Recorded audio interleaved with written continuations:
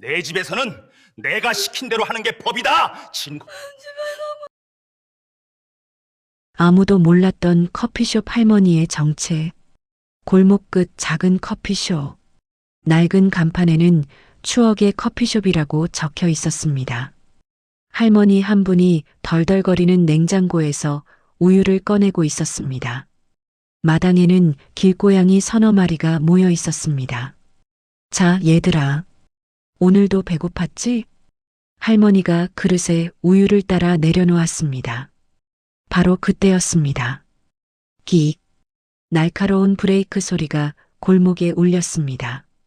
검은색 외제차 한 대가 커피숍 앞에 멈춰 섰습니다. 차 문이 열리고 정장을 입은 젊은 여자가 내렸습니다. 여자는 커피숍 문을 열며 안으로 들어왔습니다. 사장님 계세요? 할머니가 돌아봤습니다. 네, 제가 주인입니다. 여자가 서류 봉투를 테이블 위에 던지듯 놓았습니다. 여기 계약서 확인하세요. 다음 달부터 임대료가 오릅니다. 숫자를 보는 순간 손이 떨렸습니다. 이게 150만 원에서 1,500만 원으로? 네. 시세가 올랐어요. 여자의 목소리는 차가웠습니다. 못 내시면 다음 달 말까지 나가시면 됩니다. 할머니는 아무 말도 하지 못했습니다. 여자는 할머니의 얼굴을 보지도 않고 돌아섰습니다. 이런 낡은 커피숍이 아직도 있다는 게 신기하네요. 진우가 작은 목소리로 물었습니다. 할머니, 우리 이제 어떡해요? 괜찮아, 진우야. 할머니는 천하무적이라 해결할 수 있어. 하지만 할머니의 이마에 깊은 주름이 잡혔습니다. 대체 이 할머니는 누구일까요? 왜 아무 말도 하지 않았을까요? 이 이야기가 궁금하시다면 잠시 구독 버튼 한번 눌러주세요. 평범해 보이지만 결코 평범하지 않은 우리 주변의 숨은 이야기들. 이 채널에서 매일 전해드립니다. 안녕하세요. 저는 이순혜입니다. 올해 72입니다. 이 커피숍을 연 지 벌써 30년이 넘었네요. 사람들은 저를 그냥 커피숍 할머니라고 부릅니다. 그리고 저는 태성그룹 창업주 강태성의 큰딸입니다. 믿기시나요? 저도 가끔 믿기지 않습니다. 45년 전 27살 때였습니다. 아버지가 절 불렀습니다. 순혜야, 다음 달에 결혼한다. 네, 누구와요? 김 회장 아들이다. 저는 그 남자를 알고 있었습니다. 도박과 여자 문제로 악명 높은 사람이었습니다. 아버지, 그 사람은 안 됩니다. 뭐? 아버지의 목소리가 차갑게 식었습니다. 감히 내 결정을 거역하느냐? 아버지, 저는 그 사람과 결혼할 수 없어요. 이유가 뭐냐? 그 사람은 저는 차마 말할 수 없었습니다. 아버지, 저는 제가 선택한 사람과 닥쳐. 내 돈으로 여지껏 컸으면 내 말대로 해라. 싫어요. 아버지의 손이 올라왔습니다. 찰싹? 뺨이 화끈거렸습니다. 당장 짐 싸서 나가. 아버지, 멋대로 하는 딸은 필요 없다. 썩 꺼져. 뜻대로 안 돼 화가 난 아버지는 저를 집 밖으로 내보내고 현관문을 잠갔습니다. 빈손으로 무작정 걸었습니다. 낯선 골목에 들어섰는데 그때였습니다. 예쁘나 여기서 혼자 뭐해? 3명의 남자가 저를 둘러쌌습니다. 술 냄새가 진동했습니다. 한 남자가 제 팔을 잡았습니다. 나요. 도와주세요. 제가 소리치는 순간 누군가 남자의 손목을 잡았습니다. 여자한테 손대지 마. 낮고 단호한 목소리였습니다. 뭐야 너? 불량배가 주먹을 휘둘렀지만 상대가 더 빠르게 펀치를 날렸습니다. 빨리 도망가세요. 저는 그 남자 뒤에 숨었습니다. 술 취한 불량배들은 눈치를 보더니 도망갔습니다. 괜찮으세요? 선해 보이는 인상과 차분한 말투에 안심이 됐습니다. 네, 고맙습니다. 다치신 데는 없어요? 없어요. 남자가 제 뺨을 봤습니다. 뺨이 빨개요. 누가 때렸어요? 저는 대답할 수 없었습니다. 일단 따뜻한 데 가시죠. 여기 위험해요. 남자가 저를 근처 작은 식당으로 데려갔습니다. 아주머니, 따뜻한 국밥 하나 주세요. 그래, 저는 국밥을 먹으며 눈물을 흘렸습니다. 왜 우세요? 집에서 쫓겨났는데 갈 곳이 없어요. 무서워서. 민호 씨가 잠시 생각하더니 말했습니다. 제가 아는 하숙집이 있어요. 거기 가시죠. 하지만 저 돈이. 일단 가세요. 제가 주인 아주머니한테 말씀드릴게요. 그렇게 저는 민호 씨 덕분에 하룻밤을 보냈습니다. 다음 날 아침 민호 씨가 다시 찾아왔습니다. 잘 주무셨어요? 네, 고맙습니다. 일자리를 구해야 할 텐데 제가 할 수 있는 게 있을까요? 제가 일하는 커피 회사에 자리가 하나 있어요. 제가 말씀드려 볼게요. 정말요? 고맙습니다. 일주일 후 저는 작은 커피 로스팅 공장에서 일을 시작했습니다. 민호 씨도 그곳에서 일했습니다. 순애 씨, 이렇게 하는 거예요. 민호 씨가 커피 원두를 볶는 법을 가르쳐 줬습니다. 향이 좋네요. 그렇죠? 커피는 정성이에요. 일을 마치고 나면 민호 씨가 늘 챙겨줬습니다.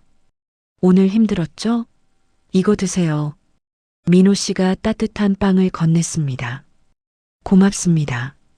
어느 날 비가 억수같이 쏟아졌습니다. 비 맞으면 감기 걸려요. 우리는 우산 하나를 같이 쓰고 걸었습니다. 민호 씨의 어깨가 비에 젖었습니다. 민호 씨 어깨가 괜찮아요. 민호 씨가 웃었습니다. 그 순간 제 마음이 움직였습니다. 1년이 지났습니다. 민호 씨와 저는 매일 함께 출퇴근했습니다. 밥도 함께 먹고 이야기도 많이 나누며 서로를 알아갔습니다. 어느 봄날 민호 씨가 말했습니다. 순애 씨, 저 할 말이 있어요. 뭔데요? 저는 순애 씨를 사랑합니다. 제 심장이 두근거렸습니다. 저와 결혼해 주시겠어요? 저는 눈물이 났습니다. 네, 좋아요. 우리는 작은 결혼식을 올렸습니다. 축의금도 없었고 하객도 몇 명 없었습니다. 하지만 행복했습니다. 저를 진심으로 대해주고 바라봐주는 사람이니까요. 우리는 작은 원룸에서 시작했습니다. 월세 30만 원짜리 방이었습니다. 처음엔 힘들었습니다. 화장실도 밖에 있고 겨울엔 방이 얼어붙었습니다. 하지만 행복했습니다. 민호 씨는 매일 새벽 5시에 일어나 커피를 내렸습니다. 순애 씨, 오늘 커피 맛 어때요? 세상에서 제일 맛있어요. 거짓말 마세요. 민호 씨가 웃었습니다. 저는 그 웃음이 좋았습니다. 재벌가에서는 볼 수 없었던 진짜 웃음이었으니까요. 2년 후 우리는 작은 커피숍을 열었습니다. 순애 씨, 우리 가게 이름 뭐로 할까요? 추억의 커피숍이요. 왜요? 우리의 추억이 계속 쌓일 거니까요. 민호 씨가 제 손을 꼭 잡았습니다. 순애 씨, 당신과 결혼한 게 인생 최고의 선택이에요. 그때만 해도 몰랐습니다. 그 행복이 얼마나 오래가지 못할지를요. 민호 씨는 15년 전에 세상을 떠났습니다. 순애 씨, 미안해요. 왜 미안해요? 당신을 이렇게 힘들게 해서. 무슨 소리예요? 우리 행복했잖아요. 민호 씨가 제 손을 꼭 잡았습니다. 순애 씨, 나는 후회 없어요. 당신과 함께한 인생. 그 말을 남기고 민호 씨는 눈을 감았습니다. 그날 이후 저는 혼자가 됐습니다. 매일 새벽 5시에 일어나 커피를 내렸습니다. 민호 씨가 했던 것처럼요. 여보, 오늘 커피 맛 어때요? 저는 가끔 혼자 중얼거렸습니다. 마음이 조금 편해졌습니다. 손님들이 조금씩 늘었습니다. 할머니, 여기 커피 정말 맛있어요. 고마워요. 그런데 왜 이렇게 저렴해요? 그냥요. 많은 분들이 드셨으면 해서요. 사실 저는 돈을 많이 벌고 싶지 않았습니다. 그냥 이 커피숍이 따뜻한 곳이었으면 좋겠다고 생각했습니다. 진우 같은 아이들이 배고프면 와서 밥 먹고, 길고양이들이 추우면 와서 쉬고, 그런 곳이요. 그런데 요즘 동네가 많이 변했습니다. 오래된 가게들이 하나둘 문을 닫았습니다. 큰 프랜차이즈들이 들어왔습니다. 임대료가 계속 올랐습니다. 제 커피숍도 이제 한계였습니다. 그리고 오늘 그 여자분이 찾아왔습니다. 박미라 씨, 6개월 전부터 가끔 커피를 사러 오던 분이었습니다. 할머니, 아메리카노 한 잔 주세요. 네, 잠깐만요. 미라 씨는 항상 바빴습니다. 전화를 하면서 커피를 받아가셨습니다. 아니, 그 보고서 다시 작성하라고 했잖아. 왜 또 틀렸어? 목소리가 차가웠습니다. 다음 주까지 안 끝나면 팀 전체 책임 물을 거야. 할머니, 카드 됩니까? 아니요, 현금만 받아요.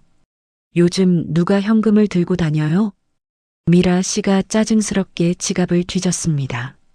항상 바쁘고 항상 화나 있고 항상 외로워 보였던 미라 씨가 건물주로 나타났습니다. 임대료를 10배나 올리겠다고 통보했습니다. 저는 할 말을 잃었습니다. 아가씨, 이건 너무 심한 거 아닌가요? 시장 논리예요, 할머니.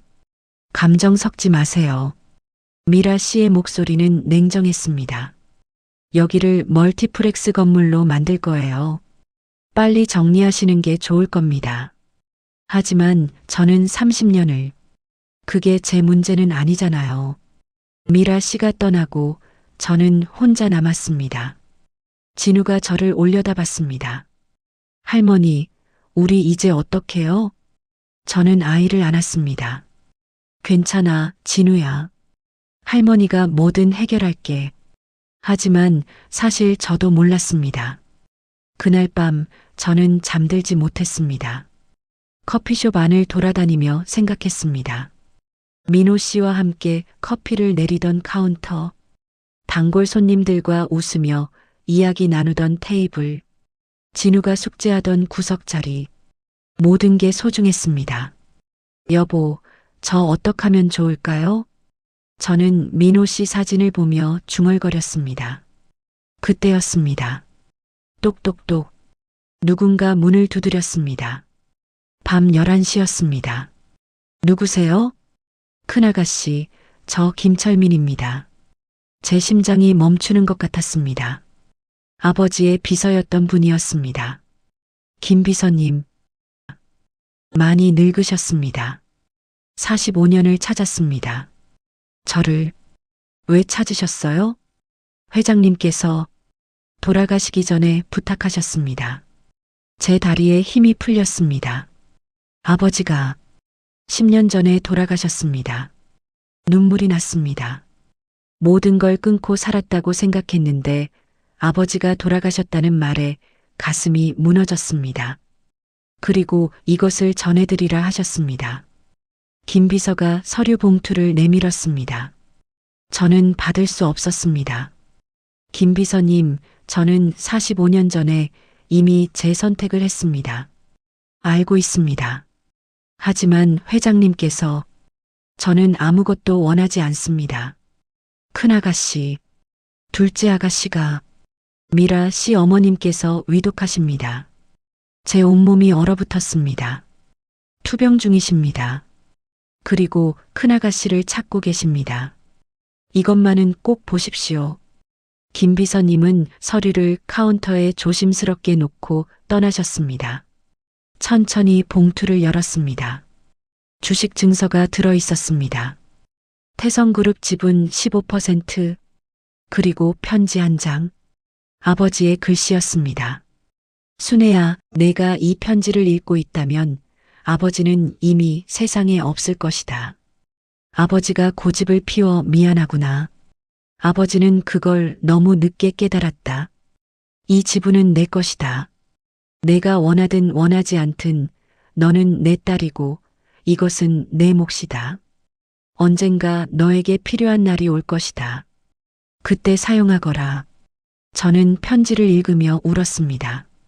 45년 동안 꾹꾹 눌러왔던 눈물이 쏟아졌습니다. 아버지, 저는 바닥에 주저앉았습니다. 다음 날 아침 저는 병원을 향했습니다. VIP 병실 앞에서 한참을 서성였습니다. 문을 열어야 할까 말아야 할까? 저는 천천히 문을 열었습니다. 침대에 누워있는 사람을 봤습니다. 많이 야윈 얼굴이었습니다. 하지만 저는 알아봤습니다. 제 동생 강순정이었습니다. 언니, 동생이 저를 보고 눈물을 흘렸습니다. 순애 언니, 저도 눈물이 났습니다. 45년 만이었습니다. 언니 미안해. 무슨 소리야? 내가 왜 미안해? 언니, 아버지가 언니 이름을 입에도 담지 못하게 하셨어. 동생이 울먹였습니다. 집안에서 언니 사진도 다 치웠어. 언니가 없는 것처럼 살라고 하셨어. 제 가슴이 아팠습니다. 괜찮아, 순정아. 아니야, 언니. 나는 언니를 찾아야 했는데 내가 뭘 잘못했어. 다 아버지 고집 때문이야. 동생이 제 손을 꼭 잡았습니다. 언니, 아버지가 돌아가시기 전에 말씀하셨어. 순애를 찾으라고. 아버지도 후회하셨대. 언니를 그렇게 보냈다는 것을. 언니, 그리고 또 미안한 게 있어. 뭔데? 미라가 딸이 언니한테 무례하게 굴었다면서. 언니, 나는 미라한테 말 안 했어. 미라는 이모가 있다는 것을 몰라.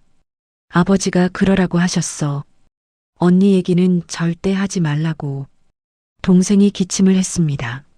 미라가 너무 차갑게 자랐어. 나도 남편도 회사 일만 하느라 애를 제대로 못 봤어. 동생이 눈물을 흘렸습니다. 미라가 언니 커피숍 건물을 샀다는 거 나도 나중에 알았어. 동생이 제 손을 꼭 쥐었습니다. 언니, 제발 미라를 도와줘. 저 애가 사람 사는 법을 배울 수 있게. 순정아, 나는 이제 얼마 못 살 것 같아. 그런 소리 하지 마. 언니, 제발 미라를 부탁해. 저는 동생의 손을 꼭 잡았습니다. 알았어. 내가 미라를 지켜볼게. 동생이 안도한 표정으로 웃었습니다. 그런데 며칠 후 큰일이 터졌습니다. 뉴스에서 태성그룹 이야기가 나왔습니다. 태성그룹 전략기획실 박미라 상무가 주가 조작 의혹에 휘말렸습니다. 제 심장이 멈췄습니다. 내부 고발자에 따르면 박 상무는 회사 대표 자리를 노리고 저는 급히 병원으로 달려갔습니다. 간호사들이 분주하게 움직였습니다. 무슨 일이에요? 환자분이 갑자기 위독해지셨어요. 저는 급히 병실로 들어갔습니다. 동생이 산소호흡기를 쓰고 누워 있었습니다. 옆에는 미라 씨가 울고 있었습니다. 엄마, 엄마. 미라가 제 품에서 울었습니다. 이모, 저 때문에 엄마가 충격받았나 봐요. 제가 잘못해서. 아니야, 내 잘못이 아니야. 회사에서 주가 조작이라고. 저는 그냥 성과를 내고 싶었을 뿐인데. 미라가 오열했습니다. 저는 미라의 등을 토닥였습니다. 그때 동생이 눈을 떴습니다. 미라야. 엄마. 미라가 엄마에게 달려갔습니다. 엄마, 죄송해요. 제가 잘못했어요. 동생이 미라의 손을 잡았습니다. 미라야. 엄마가 미안해. 그 말을 끝으로 동생은 눈을 감았습니다. 엄마, 엄마. 미라가 울부짖었습니다. 45년 만에 만난 동생을 다시 잃었습니다. 장례식장은 조용했습니다. 아무도 저를 알아보지 못했습니다. 45년이 지났으니까요. 미라는 멍한 표정으로 앉아 있었습니다. 저는 미라 옆에 앉았습니다. 미라야. 괜찮아? 응. 미라가 눈물을 흘렸습니다. 내 엄마가 너를 제대로 못 가르쳤다고 했지만 나는 그렇게 생각 안 해. 네. 너는 열심히 살았어. 다만 방법을 잘못 배웠을 뿐이야. 미라가 저를 봤습니다. 이모, 저 다시 시작할 수 있을까요? 물론이지. 하지만 회사에서는 저를 해고하려고 하고, 그럼 다시 배우면 돼. 뭐요? 사람 사는 법을. 저는 미라의 손을 꼭 잡았습니다. 한 달 후 큰 변화가 있었습니다. 저는 아버지가 남긴 지분으로 재단을 만들었습니다. 태성 보육 장학 재단. 가난한 아이들을 돕는 재단이었습니다. 진우 같은 아이들이 밥 걱정 없이 공부할 수 있도록요. 그리고 재단 이사장은 제가 맡았습니다. 45년 만에 다시 태성가 사람으로 돌아온 것이었습니다. 미라는 회사에서 해고당했습니다. 주가 조작 사건 때문이었습니다. 하지만 미라는 다시 시작했습니다. 재단에서 일하기로 했습니다. 이모, 제가 도울 수 있는 일이 있을까요? 물론이지. 내가 필요해. 미라는 처음으로 아이들을 만났습니다. 안녕, 나는 박미라야. 언니 밥 주세요. 아이들의 순수한 말에 미라는 당황했습니다. 그래. 밥 먹자. 미라가 아이들과 함께 밥을 먹으며 웃었습니다. 저는 그 모습을 보며 흐뭇했습니다. 1년 후 커피숍은 여전히 그 자리에 있었습니다. 미라가 건물을 재단에 기부했기 때문이었습니다. 이모, 이 커피숍은 그대로 두세요. 고마워, 미라야. 커피숍은 아이들의 쉼터가 됐습니다. 진우를 비롯한 많은 아이들이 와서 숙제하고 밥 먹고 쉬었습니다. 미라도 자주 왔습니다. 미라는 예전과 달랐습니다. 얼굴에 웃음이 많아졌습니다. 이모, 저 오늘 아이들한테 칭찬받았어요. 그래, 무슨 일로? 제가 같이 놀아줬더니 애들이 좋아하더라고요. 미라가 환하게 웃었습니다. 저는 그 웃음이 좋았습니다. 미라야. 네, 너 행복해 보여. 미라가 고개를 끄덕였습니다. 네, 저 요즘 행복해요. 다행이다. 이모도 행복하세요? 그럼 많이 행복해. 우리는 함께 커피를 마시며 웃었습니다. 창밖으로는 아이들이 뛰어놀고 있었습니다. 길고양이들도 마당에서 편하게 쉬고 있었습니다. 모든 게 평화로웠습니다. 저는 남편 사진을 보며 중얼거렸습니다. 여보, 우리 잘 살았죠? 대답은 없었지만 마음이 따뜻했습니다. 미라가 물었습니다. 이모는 후회 안 하세요? 45년 동안 힘들게 사신 것. 후회? 하나도. 미라야, 나는 내가 선택한 삶을 살았어. 마음껏 사랑하고 사랑받고 그게 내 행복이었어. 저는 커피숍을 둘러봤습니다. 이 작은 커피숍이, 이 아이들이, 그리고 지금 너랑 함께 있는 이 순간이, 이게 다 내 재산이야. 미라가 눈물을 글썽였습니다. 이모, 저도 이제 알 것 같아요. 뭘? 진짜 부가 뭔지. 저는 미라의 손을 꼭 잡았습니다. 그래, 미라야. 내가 깨달았구나. 우리는 함께 웃었습니다. 해가 지고 커피숍에 따뜻한 불이 켜졌습니다. 아이들의 웃음소리가 들렸습니다. 저는 이 순간이 영원히 계속되길 바랐습니다. 여러분, 우리는 가끔 잊고 삽니다. 진짜 소중한 것이 무엇인지를요. 돈도 명예도 권력도 중요합니다. 하지만 그것보다 더 중요한 게 있습니다. 따뜻한 마음, 서로를 아끼는 사랑, 그리고 함께하는 순간들. 이순자 할머니는 45년 동안 자신이 선택한 삶을 살았습니다. 후회 없이 당당하게. 박미라는 잘못된 길을 걷다가 다시 돌아왔습니다. 큰 고모의 도움으로 진짜 행복을 찾았습니다. 여러분이라면 어떤 선택을 하시겠습니까? 돈을 택하시겠습니까? 아니면 사랑을 택하시겠습니까? 정답은 없습니다. 다만 자신이 선택한 삶을 후회 없이 사는 것, 그게 가장 중요한 것 같습니다. 오늘도 이 이야기를 끝까지 들어주셔서 감사합니다. 구독과 좋아요로 응원해주세요. 여러분 모두에게 따뜻한 하루가 되시길 바랍니다. 감사합니다.